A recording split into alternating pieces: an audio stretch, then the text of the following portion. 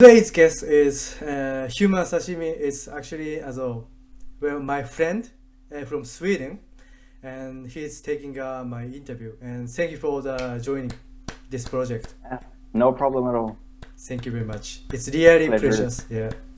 Okay. Then firstly, tell me about your current situation in Sweden. Yeah, so the current situation, I guess it's a bit weird. It's good and bad in a sense. We have quite the high amount of deaths compared to our population, and we have quite a lot of cases too compared to our population, especially if you compare to Norway, Denmark, and Finland, which is our closest neighbors. We are way ahead, which is pretty sad. And they had some sort of lockdown while we were more open, and government put emphasis on people taking their own responsibility. Current situation is quite similar to it's been since the start. We still have quite a lot of infections and quite a lot of deaths daily. And of course, quite a lot in the sense is not the same amount as the UK or America or Brazil, for example. So it's lower than that. But I think when you look at numbers, specifically, it looks pretty bad. And newspapers love to look at the numbers. Yeah. I realized. Yeah. Yeah. So the current situation is quite unchanged from the start. I think at the beginning of the pandemic, Stockholm was hit quite hard. They are finding more cases like easier infections, so to speak, but the general it's a general decline in intensive care unit all over Sweden recently, which is good. In March, I think we managed to test around 17,000 a week. Compared to other countries, it was considered quite low. But now, last week, we did 60,000 tests. What they wanted to do when they realized that, okay, this is a pandemic, our CDC, if we can call it that, said that public testing wasn't in their interest at the beginning. They wanted to focus on hospitals and severe cases. But now they have started to general public as well, like you can go and test yourselves. Not everywhere yet, I think, but yeah. And there has been a fight amongst the CDC and politicians, and we have the government, and then we have a lot of the healthcare ends up on local government, like county level government. So the central government and county government, there's been a little bit disputes on how the testing should be done and such. Yeah. So if I can steer into your second question, what we do now in Sweden is it is a larger testing, definitely, and that is positive. I think definitely. But other than that, we don't really do so much. We have a lot of recommendations from the CDC and the government. Yeah. And it is up to each person to follow those the best we can. And a lot of what I noticed, a lot of our head of the CDC, I think, he said something very early on about herd immunity in Sweden, and it's become a thing all over the world. And it was more of his personal opinion, like when you're battling a virus, you kind of naturally want to get to herd immunity. And he has said this multiple times after, and still on the conferences that they hold, press conference, we still have international journalists, and our own journalists keep asking about herd immunity. And he said multiple times that Sweden's the way to battle this the strategy has not been about herd immunity. I guess it's more like wishful thinking, I guess. So their goal was to have people take their own responsibility and then protect the elderly. Here is, I think, where they failed. So the system with having the counties deciding about hospitals and how they should be run, we had lack of supplies. Personnel had been hired from a more economical way of thinking, like hourly employed people. So there was a lot of virus getting into the cracks of that system, like failed parts in our systems. So actually half, I think, of our deaths, which are at 5,000 now, I think, and half is from nursing homes or elderly homes, which is usually 70 plus. So yeah, which is quite sad, and I think it's the biggest failure from our government in this fight.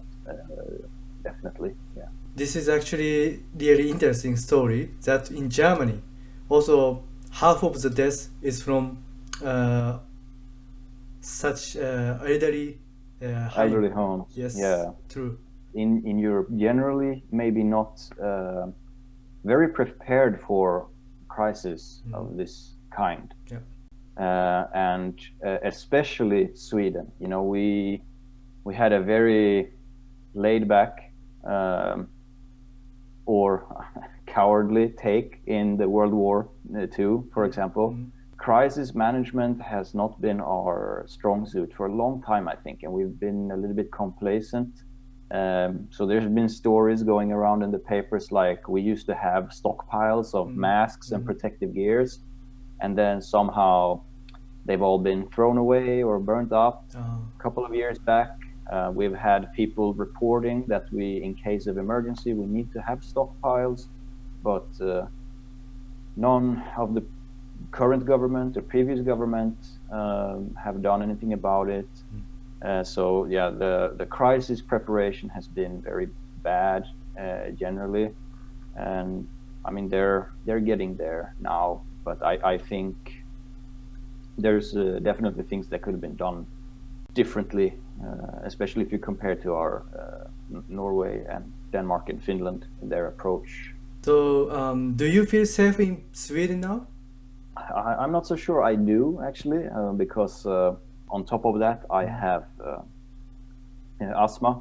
So I feel like I'm a little bit in a risk group, and work in a printing factory. So I have to be in the factory to do my job, which means that I have to take public transport. And yeah, so I don't generally feel safe, and I do pretty, compared to some of my other friends or relatives, I keep as much as I can and not travel too much. But one good thing that I think that the government, like another sense of security with my job, is that thanks to the government's help in supporting private companies in Sweden, I've been able to keep my job. Now, not everyone has had that luxury. But the government put in quite heavy help. So it has worked. Like I have worked 40% out of my 100, but still almost get full salary. That's because of government pays half as long as I work less. Or yeah, it's a bit convoluted, but it's been working very well for a lot of people here. Now, obviously, restaurants and hotels have not been as lucky. So that's another. So in that sense, I've been like economically safe. But for my own health, I am a bit worried, especially we started testing more, so we see a little bit like areas in my city where there were more infections than we previously thought, and so on. So yeah, I do feel a little bit unsafe, and we don't have a culture as in much places in Europe with the mask, and it's still not a recommendation here to wear a mask in at least like I wish they would do it in public transportation like bus, train, tram, and in the supermarket or something would be helpful. And we have had very good weather recently, so a lot of people have become very relaxed to the situation. I guess it can be similar in Germany. Yeah, true. Yeah, I don't know where this our CDC has a very hardcore stance on not using masks. First, it was quoting WHO, but as we know, they also changed their opinion slightly on mask wearing, and it's like they're saying, like if you don't know how to use it, you might increase spread of the virus because of touching and not washing hands and such. But I also feel if you can teach people how to wash their hands properly, you can teach people how to use a mask properly as well. So yeah, I think it's weird, and there's virologists and stuff that think it feels the same, like it's a little bit weird. We don't, and yeah, there is not a lot of people wearing masks, but there is more elderly I see that does it, and some random people, especially on the tram and bus. So yeah, I wish more people did it, and I wish it was more encouraged to do it. Then again, we had a huge shortage of masks for the healthcare workers, like doctors and nurses and stuff. So I don't know if it's also a problem on that end. Like it will be very, very hard to find a mask for everyone in Sweden at this time.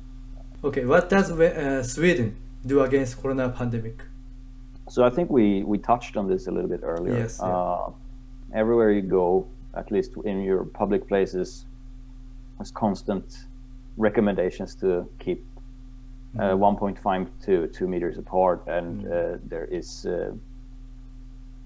no forced. You're not forced to do anything really, but mostly recommendations up to each and every one person to follow different guidelines. And we did have a little bit, it was not recommended to travel 2 hours outside your zone where you're living. Like please don't do that. But you know, there's no one stopping, there's no fines or anything for not doing that. And now they have loosened those up. As we can see all over Europe, everyone wants some tourism back, some kick the economy back again. So yeah, it's a little bit hard to pinpoint what Sweden's strategy has been. Of course, some public places like bars and restaurants, they got some other guidelines to try to keep people further apart. And then it's been a lot of people don't care. And some restaurant owners has gotten into trouble because of that, and then the other way around, some restaurant owners haven't cared, and then they also got in trouble because of that. But we are considering our number and our approach to this, we are not allowed to go into Norway and not allowed to go into Finland, and I don't know, it's a bit weird with Denmark. And they are quite harsh to us, but and especially I think a funny thing about Denmark is that they are allowed to come into Sweden, so they go into Sweden and then go back, and that's fine, but we can't enter. So it might have changed now with the EU they're opening some borders. So I'm not 100% sure how it is there, but it's weird. Okay, do the people go to work? Yeah, so we have an ongoing recommendation that as people that can work from home should work from home as much as they can. And I think at the beginning they hit Stockholm quite hard, and it was a bit slow in the rest of Sweden. Like even in my own company, there was quite but that's in Stockholm. But took some extra days, and then we were on it too quite fast in my company at least, and then other companies followed suit. So, but yeah, there's quite a lot of businesses where you can't work from home. What do Swedish people think about the current situation in Sweden now? I think it's very split, and it's also very differently from where in Sweden you are. I think it's very 50-50. We have at the beginning there was a lot of people very unhappy with how we approached this without lockdown, and with guidelines like this, when you only want the people to do as they're told, but you're not enforcing anything. A lot of people won't do it. They will do what they want to do. So there's been a lot of criticism towards this, but at the same time, a lot of people thankful for not having to live through a longer lockdown. So I think it's very hard to pinpoint. There's still very loud critics of the government and how we handle this, and a lot of supporters as well. I'm a little bit of both, I think, because I've followed this since before WHO made it official that it was a pandemic. Like I think I read the first news in early January. For me, initially, I was very critical, but the mask thing, I wish they really jump on, like personally. And then there are some interviews you can see on TV or in newspapers. Some people are like, "Oh no, this doesn't really concern me. Like I'm strong, so I'm not gonna get it." And then people who are living almost normally, but like, yeah, we're not meeting up with as many as before. We're trying to keep like meeting outside, and so I think it's very 50-50.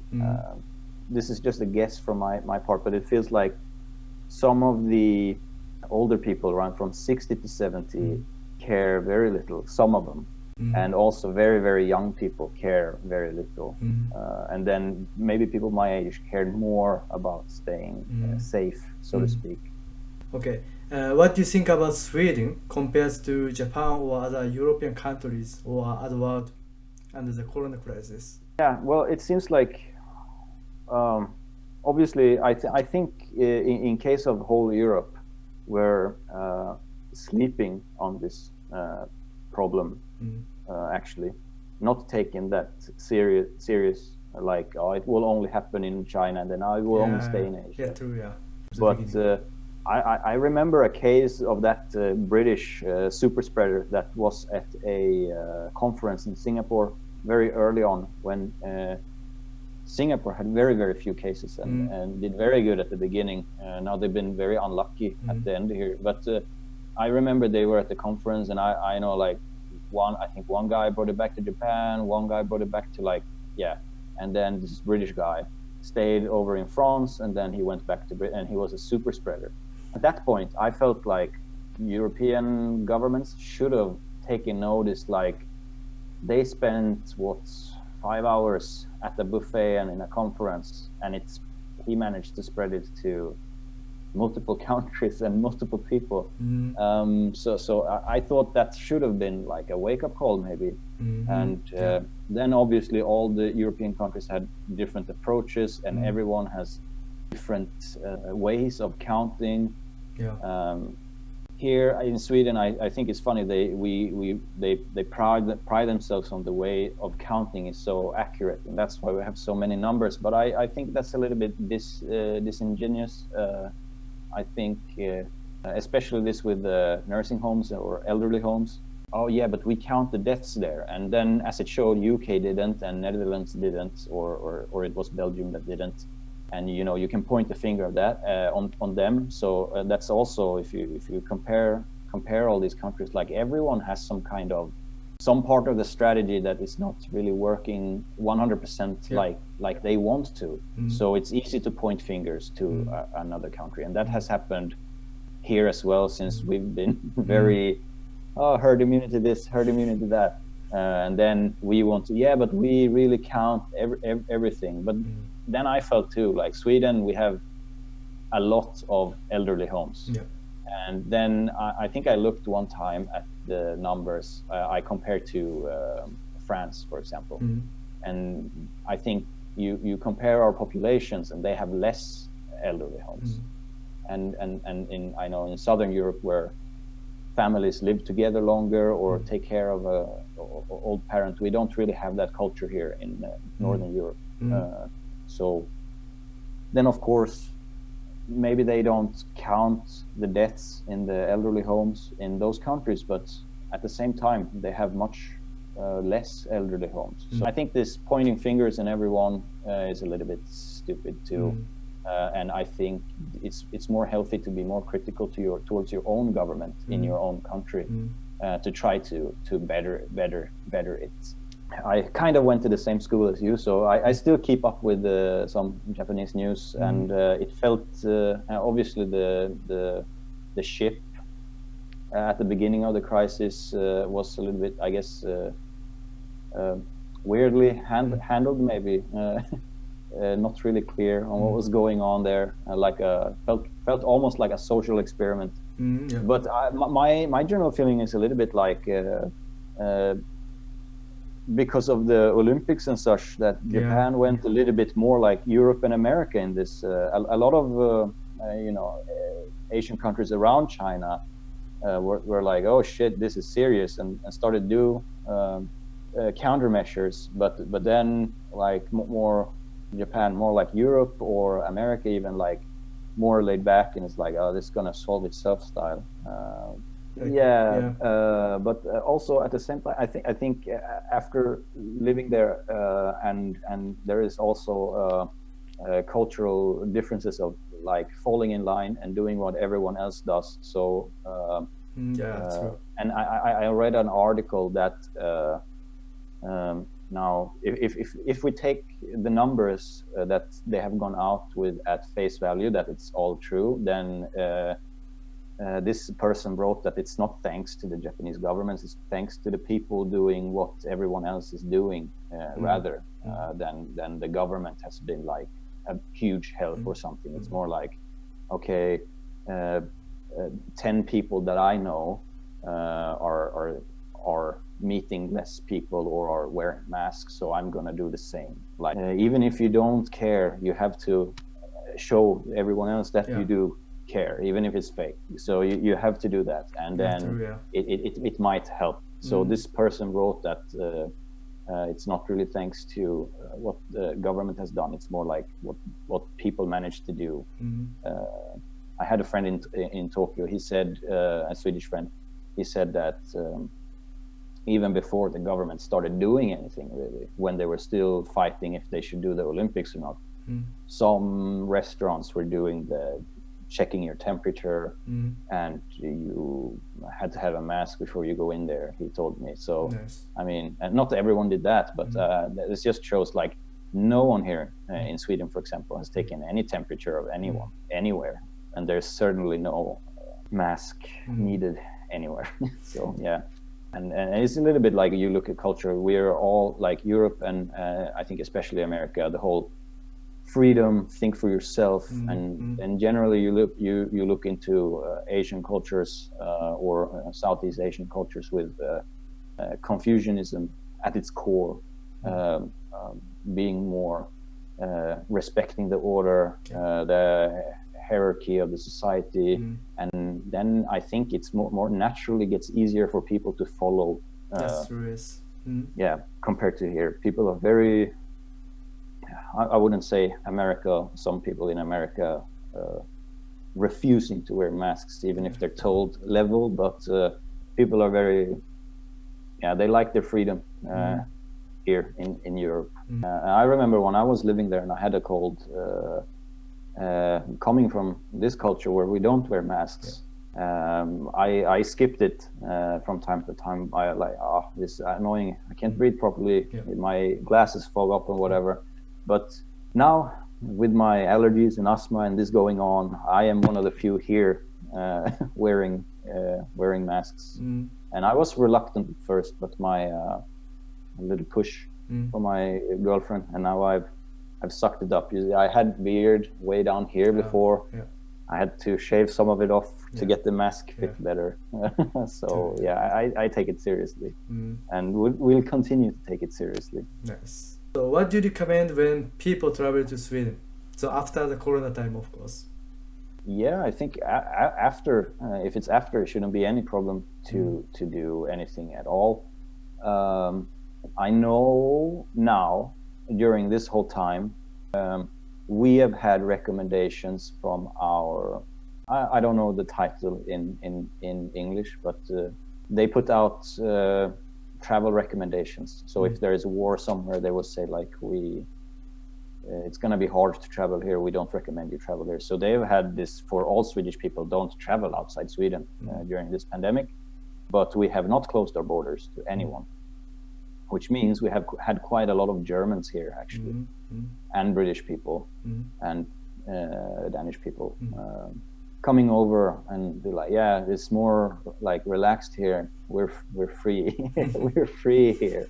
Yeah, if you travel here now, it's just like, yeah, try to stay out of crowded areas, and they want people to really follow our recommendations, and it shouldn't be that hard. But I think if you're a tourist then in a city and don't have a car, you're going to end up on the public transportation either way. People work, and some people, and it's a summer vacation for a lot of kids now. It's going to be a lot of people out and about anyways, just trying to do your best to keep distance. And as far as like when this is over, I don't know what's going to happen really. First of all, I think it will return back to normal as it was before. I don't know, might be a boom of traveling right when if a vaccine comes out. You know, everybody want to travel at the same time, then maybe. It's a hard question, I think, because no idea when this is going to end, really. And I think with Europe opening up many borders now for the summer, I think we might see a second wave.